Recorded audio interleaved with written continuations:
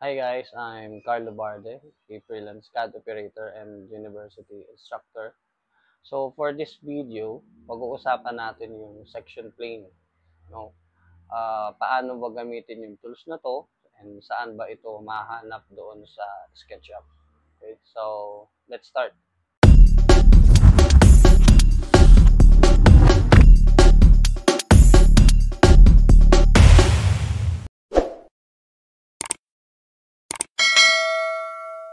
Okay, so ang pag-uusapan natin ngayon on how to use the section plane.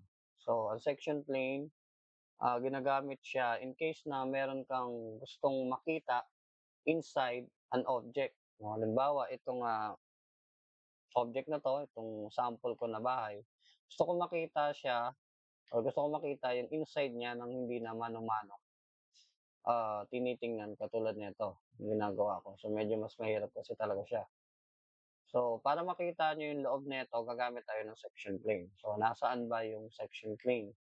Makikita nyo siya dito sa tools. Okay, then, sa bandang baba, ito yon yung section plane. So, pag-click nyo yan, yan, kapag ang direction niya ay pababa, bibigyan niya kayo ng parang plan view. Okay, so i-okay nyo lang, then select the section, then move. Atakin nyo pa, baba. Yan.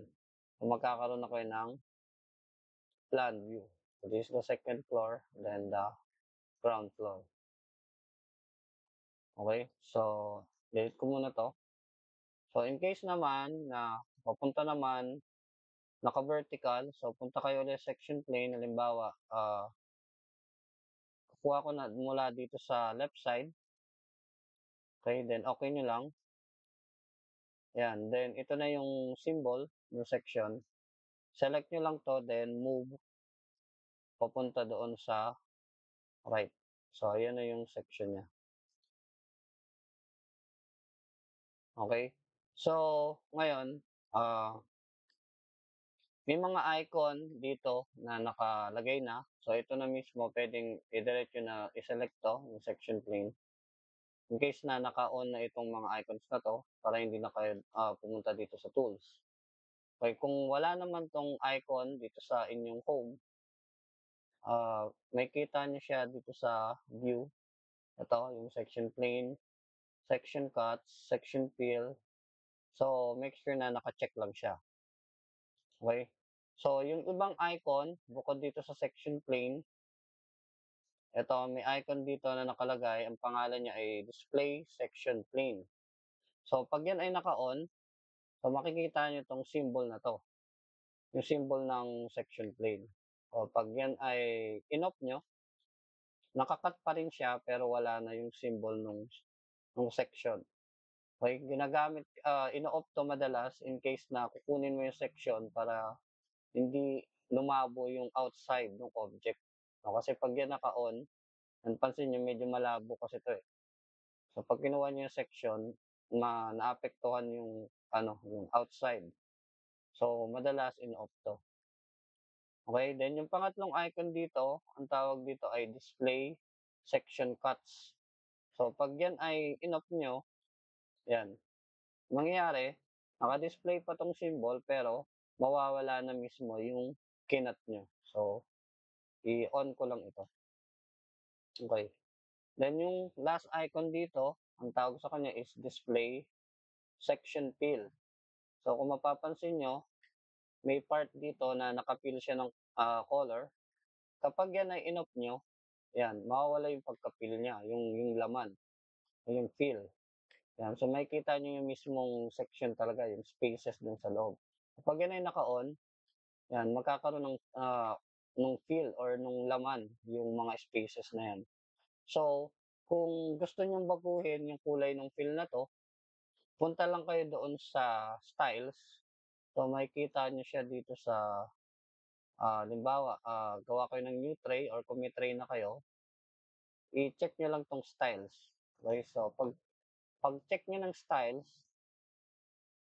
yan, so magkakaroon ng ganito, ng properties. Tapos, punta lang kayo sa edit, then, dito sa modeling settings, so hanapin nyo lang itong section fill. Kaya napansin nyo dito, naka-gray siya. So pag-click nyo yan, halimbawa, gusto nyo medyo dark, yan, ibaba nyo lang to, then okay.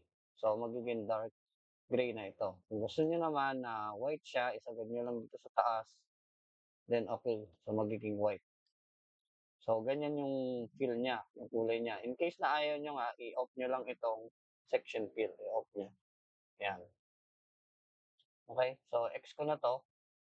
So, pwede natin i-consider ito na longitudinal section. No? Hindi natin sabihin na ito yung pinakamahabang part ng object. Then, yung papunta dito sa front, yung transverse section.